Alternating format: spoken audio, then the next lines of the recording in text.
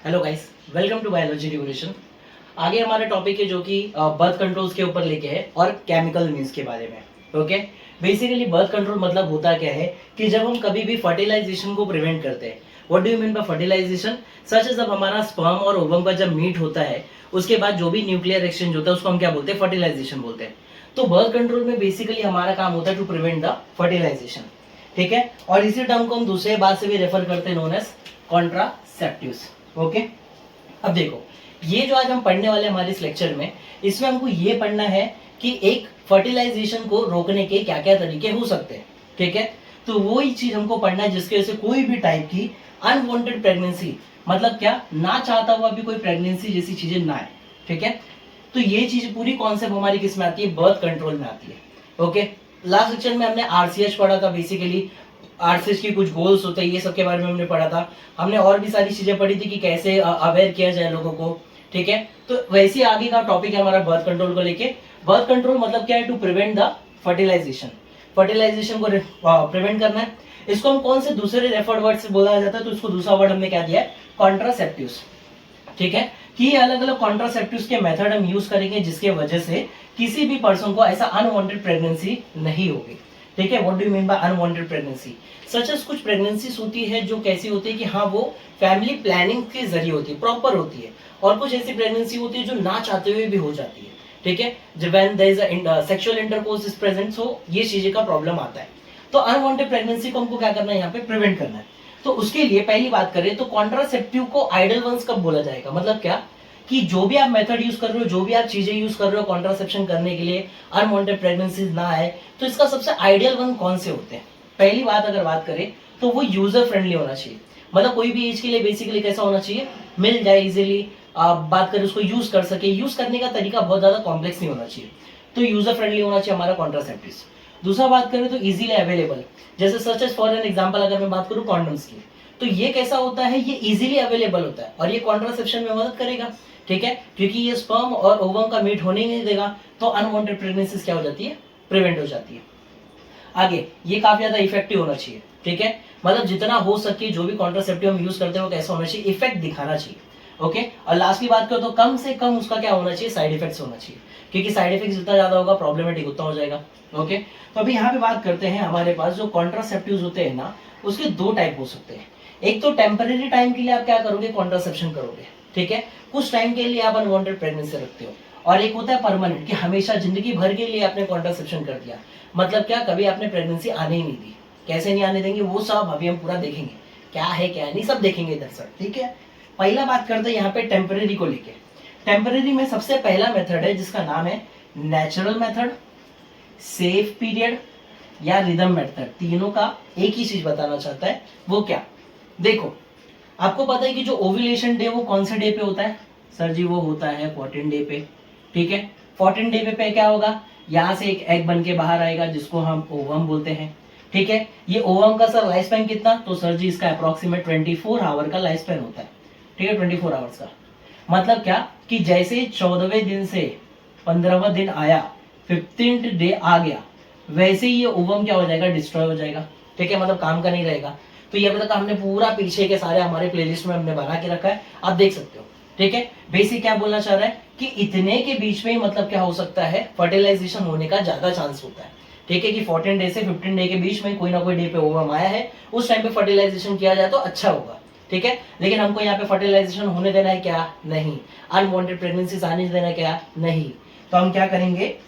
देखो, अभी सबसे इंपॉर्टेंट, सबसे सबसे फर्स्ट से लेके 5th डे तक का हम इसको कौन सा डे मानते हैं? ये ब्लीडिंग डे होता है। ठीक है, मेंस्ट्रुअल का ब्लीडिंग टाइम चलता है इसमें। 6 से लेके हमारा 13 डे तक कौन सा मानते हैं? ये एक नॉर्मल सा हमारा पीरियड चलता है, जिसमें धीरे धीरे वापस से जो ओवम होते हैं वो क्या होते हैं? मेच्योर होते हैं। उसके बाद 14 डे हमारा ओव्यूलेशन होता है। फिर 15 से लेके जो लास्ट 28 डे तक का है, इसमें हमारा ल्यूटेल फेस होता है। मतलब वो फिर डिस्ट्रॉय हो रहा होता है, सब चीजें वापस से खराब करके हटा के उसको नया बनाने की कोशिश की जाती है। तो इसमें मैं क्या बोलता हूँ, अगर किसी एक पार्टनर को, ठीक है, एक मेल और फीमेल को अगर प्रॉपर क्या करना हो? सेक्सुअल इंटरकोर्स करना हो, ठीक है, जिसकी वजह से अनवांटेड प्रेगनेंसीज ना आए, तो वो भाई साहब कुछ भी हो जाए, ये 2 दिन को, मतलब मेन तो ये दिन, क्योंकि ये दिन ओव्यूलेशन का है, ये दिन को वो क्या करना चाहेगा, अवॉइड करना चाहेगा कि भाई ओव्यूलेशन जिस दिन होगा उस दिन तो अपने को नहीं करना चाहिए सेक्सुअल इंटरकोर्स वगैरह, तो इस दिन को क्या किया जाता है, अवॉइड किया जाता है। और ब्लीडिंग के कुछ वीक बाद तक का, मतलब ये वीक अभी सेफेस्ट पीरियड है, बिकॉज क्यों, क्योंकि यहाँ पे अभी कोई ओवम नहीं आया, बात तो सही है, तो इसको एक सेफेस्ट पीरियड माना जाता है। ये क्या है, ओव्यूलेशन के पहले है, ठीक है, या अगर बात करो तो ब्लीडिंग के कुछ दिन बाद का है, तो आप इसको क्या बोल सकते हो, आफ्टर ब्लीडिंग के वीक, ठीक है, वीक आफ्टर ब्लीडिंग, ब्लीडिंग के कुछ वीक बाद, ठीक है, ये वीक आपका क्या माना जाएगा, सेफेस्ट पीरियड माना जाएगा सेक्सुअल इंटरकोर्स के लिए। और एक बार 14 डे पे ओव्यूलेशन हो गया तो 15 डे तक का वो खराब होकर हट जाएगा, ठीक है, 15 डे पे अब एक बार वो चला गया तो फिर उसके बाद कोई ओव्यूलेशन नहीं, मतलब कोई ओवम नहीं है, तो फर्टिलाइजेशन का कोई चांस ही नहीं, चाहे कितने भी स्पर्म चले जाए। तो वीक आफ्टर द ओव्यूलेशन, मतलब ओव्यूलेशन के बाद वाला जो वीक होगा, इसको भी क्या माना जाएगा, सेफेस्ट पीरियड माना जाएगा सेक्सुअल इंटरकोर्स के लिए। तो इसी को बोला जाता है नेचुरल मेथड, सेफ पीरियड या रिदम पीरियड, ठीक है। इसमें आपका मेन प्रिंसिपल आप किस पे बात कर रहे हो, avoid the chance of fertilisation, मतलब फर्टिलाइजेशन होने का जो चांस होता है उसको अवॉइड करने का। Week before and week after the menstrual bleeding, मतलब क्या, मेंस्ट्रुअल ब्लीडिंग के कुछ वीक पहले, मेंस्ट्रुअल ब्लीडिंग के कुछ वीक बाद, इन दोनों को क्या माना जाता है, सबसे सेफेस्ट पीरियड माना जाता है सेक्सुअल इंटरकोर्स के लिए। और ये आइडिया कौन से डे पे, ये आइडिया किस पे बेस्ड है, ये आइडिया बेस्ड है 14 डे के ओव्यूलेशन वाले आइडिया पे बेस्ड है, ठीक है। लेकिन there is a chances of failure होने के भी चांसेस होते हैं इसमें। कैसे हो सकता है कि कभी कभी कुछ फीमेल्स में जो 14 डे ओव्यूलेशन होता है वो एग्जैक्ट 14 डे पे आएगा कि नहीं वो गारंटी नहीं होता, वो 13 डे भी हो सकता है, 12 डे भी हो सकता है, कभी कभी 14 से थोड़ा और बाद भी हो सकता है, तो सेफेस्ट पीरियड हमेशा इसमें क्लियर नहीं हो सकता। तो मेन इसका ड्रॉबैक क्या होगा पहले वाले मेथड का, कि चांसेस ऑफ फेलियर क्या हो सकते हैं, ज्यादा हो सकते हैं, ठीक है। नेक्स्ट बात करते हैं, नेक्स्ट इसमें आपका है मेथड जिसको बोला जाता है कॉइटस इंटरप्टस और विड्रॉल मेथड, ठीक है। कॉइटस इंटरप्टस, कॉइटस मीनिंग होता है सेक्सुअल इंटरकोर्स, ठीक है, इंटरप्टस होता है मतलब बीच में ही कोई चीज को रोक देना, इंटरप्ट कर देना, या दूसरा बात करें विड्रॉल, विड्रॉल मतलब होता है निकाल लेना, ठीक है। तो बेसिक इसका मेथड है विड्रॉ द पेनिस, जो मेल पार्टनर होता है at the time of sexual intercourse, they withdraw their penis before the ejaculation, मतलब क्या, जैसे स्पर्म प्रोडक्शन हो के इजैकुलेट होने वाला है उसके पहले क्या होगा कि जो पेनिस होगा उसको विड्रॉ कर लिया जाता है फ्रॉम द वजाइना, ठीक है। या एजुकेशन, जब इजैकुलेशन होने वाला था वजाइना में उसके पहले ही क्या कर लिया जाता है, पेनिस को क्या कर लेते हैं, निकाल लेते हैं, जिसके वजह से स्पर्म का इंसेमिनेशन वजाइना के अंदर कभी नहीं होता, ठीक है। तो इसमें इन लोग किस चीज को अवॉइड कर लेते हैं, इसमें अवॉइड हो जाता है इंसेमिनेशन। अगर इंसेमिनेशन अवॉइड हो गया तो फिर फर्टिलाइजेशन का चांस ही नहीं, फर्टिलाइजेशन नहीं तो अनवांटेड प्रेगनेंसीज नहीं, ठीक है। तो ये मेथड हो गया हमारे कॉइटस इंटरप्टस का। कभी कभी इसमें भी आपके पास बहुत बड़ा ड्रॉबैक होता है कि इसमें भी चांस ऑफ फेलियर हाई होते हैं।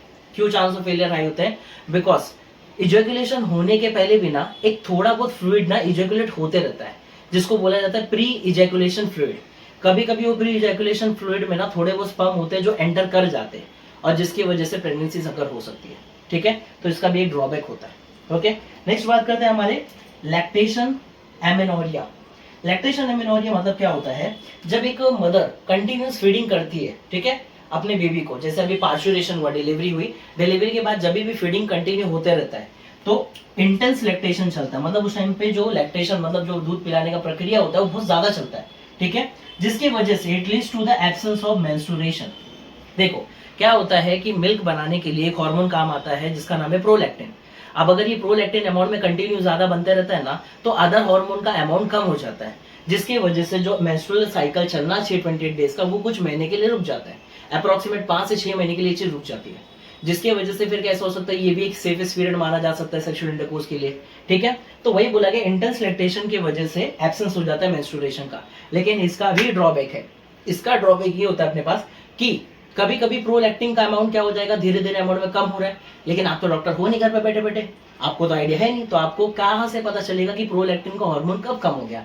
अगर प्रोलैक्टिन हार्मोन कम हो गया तो दूसरे हार्मोन बनना चालू हो जाते हैं, जिसकी वजह से मेंस्ट्रुअल चालू हो जाता है।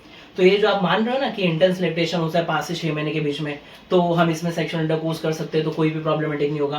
प्रॉब्लमेटिक होगा क्योंकि आपको आइडिया नहीं है कि कभी भी प्रोलैक्टिन अमाउंट कम हो गया और बाकी हार्मोन्स के अमाउंट बढ़ गए तो चांसेस होते हैं कि मेंस्ट्रुअल साइकिल बिगिन हो गया हो और हमको आइडिया नहीं, जिसकी वजह से फर्टिलाइजेशन वापस होने का चांस काफी ज्यादा होता है। तो इसका भी एक हाई ड्रॉबैक होते हैं, ठीक है। नेक्स्ट हमारे पास है इसमें केमिकल मीन्स। ध्यान दो, केमिकल मीन्स ये सब तो नेचुरल मेथड है, ये जितना भी ये सब नेचुरल मेथड है।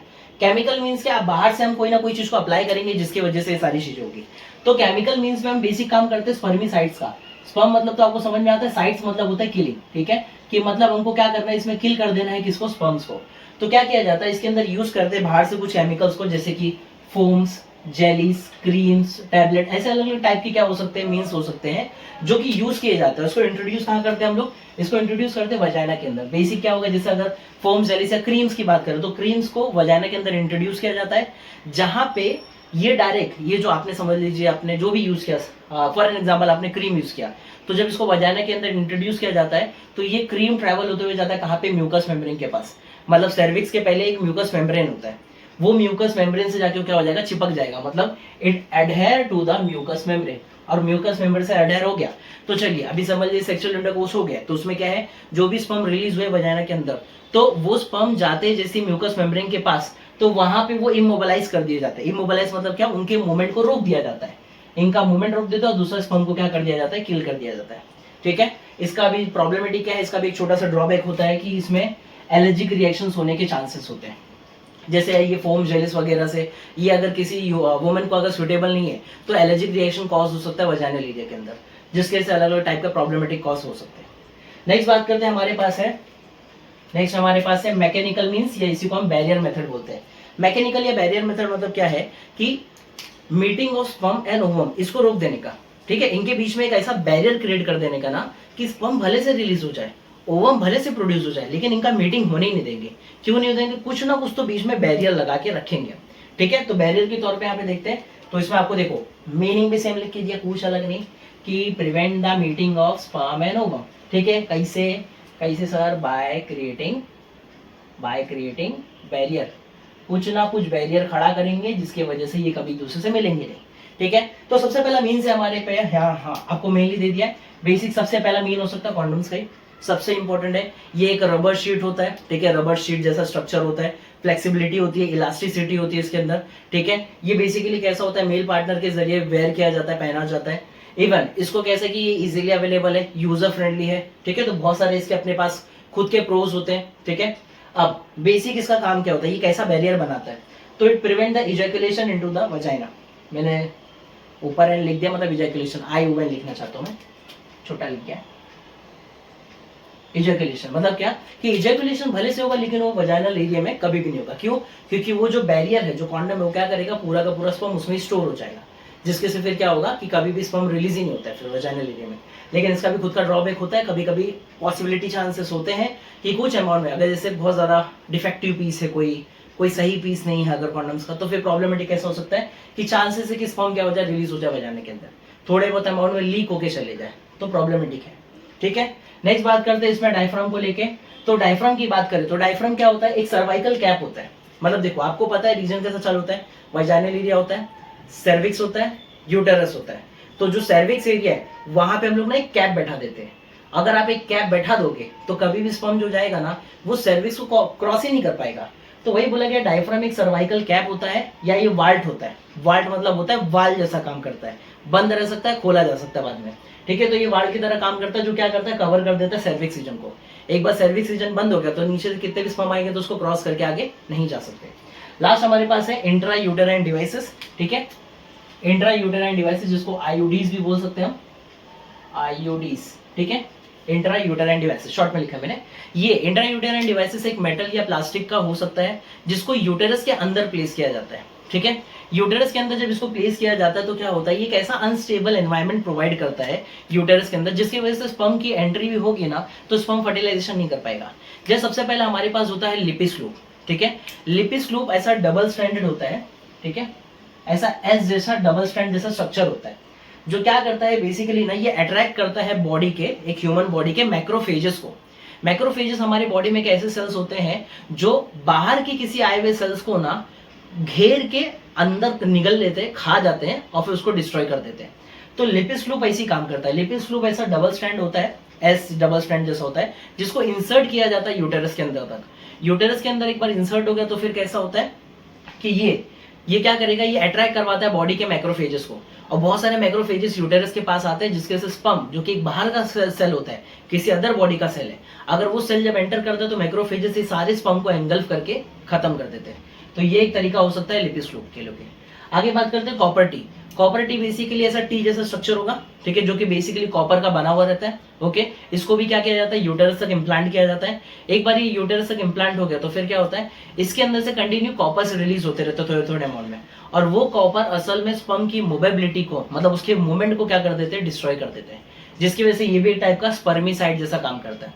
ठीक है, तो ये हो गया आपका एक कॉपर टी। लास्ट आपके पास hormone releasing IUDs, hormone releasing intra uterine devices. ठीक है, ये बहुत सारे अलग अलग टाइप के इम्प्लांट्स होते हैं। इम्प्लांट मतलब जिसको बॉडी के अंदर डाला जाता है। ठीक है, इसको एक बार अगर बॉडी के अंदर डाला जाए तो ये ना वुमन के एस्ट्रोजन और प्रोजेस्टेरोन के लेवल को ना फ्लक्चुएट कर देते हैं।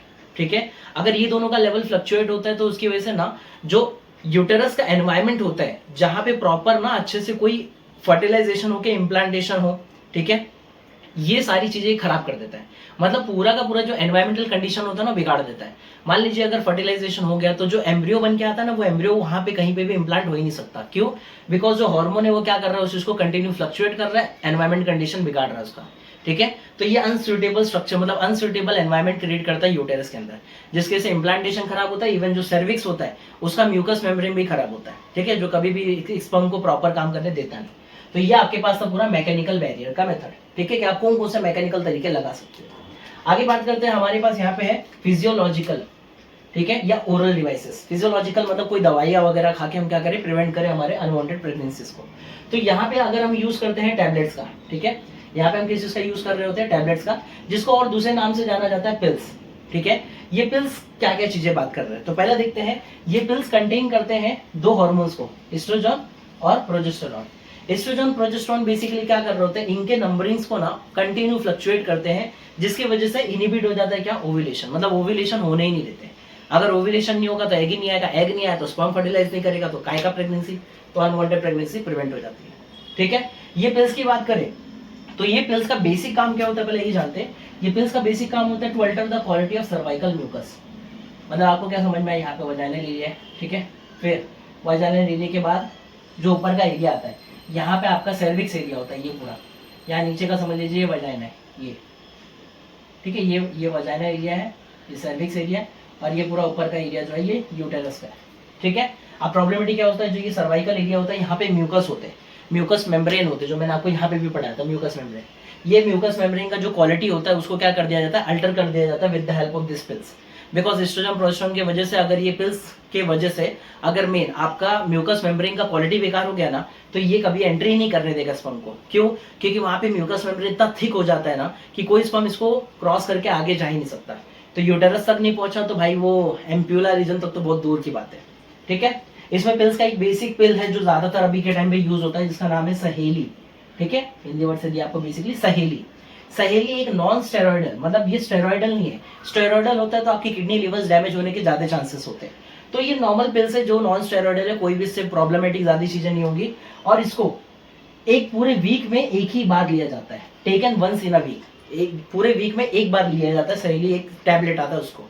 ठीक है, इसका मैं ये नहीं बोलूंगा कि प्रॉपर यही चीजें आप कभी भी प्रिस्क्रिप्शन लेके कोई भी मेडिसिन को यूज करें। किसी भी डॉक्टर पहले प्रिस्क्रिप्शन ले, उसके बाद ही काम करे सब। लेकिन इसका भी मेन कैसा है कि बहुत सारे होते हैं ना सिम्टम्स देखने मिलते हैं ये दवाइयाँ खाने के बाद, जैसे नॉइजिया, ठीक है, चक्कर आना जैसा होगा, ठीक है, अपना वोमिटिंग जैसा प्रॉब्लम लगेगा, even tenderness in breast, breast में कैसा, ब्रेस्ट काफी भारीपन लगेगा। ऐसे बहुत सारी प्रॉब्लमेटिक हो सकती है, मूड स्विंग्स होंगे, ठीक है, वोमिटिंग हो गया, और भी बहुत सारे पेन हो गए। इवन कैसा होता है जब मेंस्ट्रुअल ब्लीडिंग चल रहा होता है, सॉरी मेंस्ट्रुअल साइकिल जब चल रहा होता है, तो आपको पता है 5 दिन का ब्लीडिंग होता है। ठीक है, लेकिन ये पिल्स लेने के बाद ना कभी कभी ये दिन के बीच में 16 to 13 के बीच में, 15 to 28 डे के बीच में भी कभी कभी थोड़ा थोड़ा ब्लीडिंग होते रहता है। तो ब्लीडिंग होने का चांसेस होता है। तो ये चीज ध्यान रखिएगा, कोई भी चीज है विदाउट प्रिस्क्रिप्शन कोई मेडिसिन मत लीजिए। ओके, फिजियोलॉजी का बात करें तो हमारे पास है, अदर कॉन्ट्रासेप्टिव्स में बात करें तो हमारे पास है birth control implant. Birth control implant क्या है, सेम है, कुछ नहीं अलग, सेम। इसके अंदर भी क्या कंटेन करता है, ये प्रोजेस्टेरॉन को, एस्ट्रोजन को, जैसा वो रखता था, ये भी इनहिबिट करता था ओव्यूलेशन को, ये क्या करता था, अल्टर करता था क्वालिटी ऑफ म्यूकस, ये भी सेम काम करेगा। ठीक है, बस इसमें कैसा, ये पिल्स के जरिए लिया जा रहा था, इसको इम्प्लांट किया जाएगा। इम्प्लांट मतलब कहीं ना कहीं इसको लगाया जाएगा। पहली बात, ये दिखता कैसा है वो देख लेते हैं। तो it is a tiny rod like structure. ठीक है, एक छोटा सा रॉड लाइक स्ट्रक्चर होगा, ऐसा कुछ होगा, बस ऐसे कुछ होगा, टाइनी रॉड लाइक स्ट्रक्चर होता है। और इसका साइज कितना होता है, एक मैच स्टिक मतलब एक माचिस की तीली के जितना बड़ा हो सकता है। और इसको कहाँ प्लेस किया जाता है, अंडर आर्म्स। अपर आर्म है ना मेरा, ये लोअर आर्म है, ये अपर आर्म है, तो अपर आर्म का जो मेरा स्किन है ना उसके अंदर डाला जाता है। तो वही बोला गया अंडर अपर आर्म स्किन, मतलब क्या, आपके अपर आर्म के स्किन के अंदर क्या किया जाएगा, ये अदर कॉन्ट्रासेप्टिव जो बर्थ कंट्रोल है उसको डाला जाता है। छोटा सा एक मैस्टिक जैसा होगा जो आपके एस्ट्रोजन प्रोजेस्टेरोन लेवल को बढ़ा कम कर रहा होगा, जिसके से ये सारी प्रॉब्लम्स आएगी। ठीक है, तो इससे भी क्या होगा, म्यूकस मेम्ब्रेन ज्यादा थिक हो गया तो स्पर्म एंटर नहीं करेगा, अनवांटेड प्रेगनेंसीज नहीं आएगी। ओके, अब ये पूरा जो पढ़ा आपने, ये पूरा कौन सा था आपका, ये सिर्फ था टेम्परेरी, कि टेम्परेरी टाइम के लिए आप कैसे ये सब चीजें करोगे। देखो नेचुरल मेथड टेम्परेरी है, हमेशा के लिए तो आप बंद नहीं कर सकते हो। क्वार्टर सेंटर टेम्परेरी है, लैक्टेशन अमेरिया टेम्परेरी है, जिस दिन लैक्टेशन खत्म उस दिन वापस से मेंस्ट्रुअल चालू, मतलब फर्टिलाइजेशन होने का चांस फिर चालू। केमिकल भी जब तक केमिकल यूज करोगे तब तक ही है, टेम्परेरी है। मैकेनिकल वेरिएंट जब तक ये सब चीजें यूज हो रही है तब तक ही है। ठीक है, मतलब यहाँ तक जो भी आप पढ़ रहे हो सबका सब क्या है, टेम्परेरी टाइम के लिए। ये जो आप अंडर आर्म्स के अंदर लगाते हो, यहाँ पे अपर आर्म में जो अंडर साइड में लगाया जा रहा है, ये भी टेम्परेरी है, क्योंकि इसका जो मैस्टिक का काम होता है ना, ये कुछ महीने का होता है, ज्यादा टाइम तक के लिए नहीं होता है। ये मैं बोलूंगा कि लॉन्गर पीरियड के लिए सब चीजें रोक तो देती है, ये सब वगैरह, ये जितने भी सब कुछ टाइम के लिए रोकती तो है, लेकिन हमेशा के लिए नहीं रोकती। तो ये सारे बेसिक कैसे होते हैं, आपके टेम्परेरी होते हैं। लास्ट बात करते हैं हमारे परमानेंट को लेके। तो परमानेंट में सबसे इंपॉर्टेंट क्या है, मेल और फीमेल में बात करेंगे, दोनों में बात करेंगे कैसे होगा। मेल में क्या किया जाता है, जो मेल होता है ना, इसमें सबसे मेन प्रोसेस किया जाता है वास्कुलटॉमी। वास्कुलटॉमी मतलब क्या, ठीक है, वास्कुलटॉमी मतलब जो वास डिफरेंस होता है। देखो आपको पता है मेल में मेन वास डिफरेंस होता है, जो स्पर्म को लेकर ट्रैवल करता है और फिर लेके आता है आपके प्रोस्टेट ग्लैंड तक, सेमिनल वेसिकल तक का, उसके बाद वहां से पूरा यूरेथ्रा के थ्रू बाहर आता है। तो वास डिफरेंस को ना टाइड देन कट, मतलब क्या बोल रहा हूँ कि भाई मेरे पास एक रस्सी सा स्ट्रक्चर है, ठीक है, वास डिफरेंस है, उसको ना मैं बीच में कहीं तो बांध देता हूँ बहुत कस के, जिसकी वजह से जो फ्लो है ना वो सब रुक जाएगा, और मैं क्या करता हूँ, कट कर देता हूँ। एक बार कट कर दिया तो स्पर्म कभी आगे पहुंचेगा ही नहीं, प्रोडक्शन होगा लेकिन स्पर्म आगे पहुंचेगा ही नहीं। स्पर्म ही नहीं पहुंचा तो स्पर्म प्रोडक्शन ही नहीं हो रहा है, मतलब यूरेथ्रा के थ्रू स्पर्म बाहर ही नहीं आ रहा है। अगर स्पर्म ही नहीं बाहर आया तो खत्म, ये परमानेंट मेथड हो गया, जिंदगी भर के लिए चला गया। आपने वास डिफरेंस ही मेन लाइन ही कट कर दिया जहां से आने वाला था स्पर्म। तो मेल में परमानेंट मेथड से अगर बोलते ना फर्टिलाइजेशन को रोक देना है तो स्पर्म को आने का जगह ही रोक दो, तो इसको बोला जाता है वास्कुलटॉमी। टॉमी मतलब कटिंग, वास्कुलो मतलब वास डिफरेंस, तो वास डिफरेंस की कटिंग कर दी जाती है। सेम एज फॉर फीमेल के लिए भी, फीमेल के लिए क्या होता है, फीमेल के लिए होता है ट्यूबेक्टोटॉमी। ठीक है, मतलब इसमें फैलोपियन ट्यूब जो होते हैं, आपने पूरा पढ़ा था, ओवेरी से एक ऐसा ट्यूब बाहर निकल के आता है, तो ये ट्यूब को भी सेम बांधा जाएगा कस के, ताकि ओवम कभी आगे तक ना पाए, और उसको कट कर दिया जाएगा। इसको बोला जाता है ट्यूबेक्टोटॉमी, जिसमें फैलोपियन ट्यूब को कट कर देंगे, काम खत्म हो जाएगा। जिंदगी भर के लिए, हमेशा हमेशा के लिए जो ओवम है वो आएगा लेकिन आगे तक पहुंच ही नहीं पाएगा, वहीं पे डिस्ट्रॉय करके वहीं पे खत्म कर दिया जाएगा। तो ये सारे प्रोसेस थे आपके बर्थ कंट्रोल करने के, ठीक है, बेसिक। इसके बाद हमारे पास रहेगा एमटीपी रहेगा, ठीक है, जो कि मेडिकल टर्मिनेशन प्रोटेक्शन एक्ट्स वगैरह होते हैं। इसके बाद कुछ सेक्सुअली ट्रांसमिटेड डिजीज के ऊपर हमको पढ़ना है। होप सो आपको यहाँ तक समझ में आया होगा, मैं तो होप करता हूँ, मैंने अपने हिसाब से पूरा मेहनत करके पढ़ा है, ठीक है। इसी तरह बने रहे हमारे पास आगे के टॉपिक्स के लिए। Thank you so much.